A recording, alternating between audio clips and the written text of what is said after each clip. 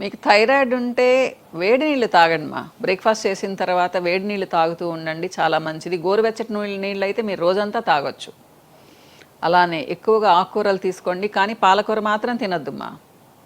చక్కగా పప్పు తినండి, చికెన్ తినండి, ఫిష్ తినండి, ఎగ్ తినండి, కానీ రెడ్ మీట్ని మాత్రం తగ్గించండి మా, మంచిది కాదు. సో అలానే మీరు పప్పు, కందిపప్పు, శనగపప్పు తినండి. ఎక్కువగా మిల్లెట్స్ తినకండి మా, అంటే మంచిది కదా అని చెప్పేసి ప్రతి దాంట్లో మిల్లెట్స్ వాడడము, రోజు మిల్లెట్స్ వాడడము చేయకండి. ఇది థైరాయిడ్ ఉన్న వాళ్ళకి మంచిది కాదు మా. మామూలు వాళ్ళు హ్యాపీగా తినొచ్చు.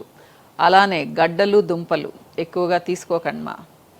సోయా ప్రోడక్ట్ అసలు తీసుకోవద్దు అని చెప్పను, కానీ 1 or 2 కంటే ఎక్కువ తీసుకోకండి, మంచిది కాదు. సో ఇలా చేశారు అంటే థైరాయిడ్ చాలా కంట్రోల్లో ఉంటుంది. ప్రతి 6 నెలలకి ఒకసారి థైరాయిడ్ని చెక్ చేసుకోండి మా. వితిన్ లిమిట్ ఉండేలా చూసుకోండి, థైరాయిడ్ మిమ్మల్ని ఏం చేయదు.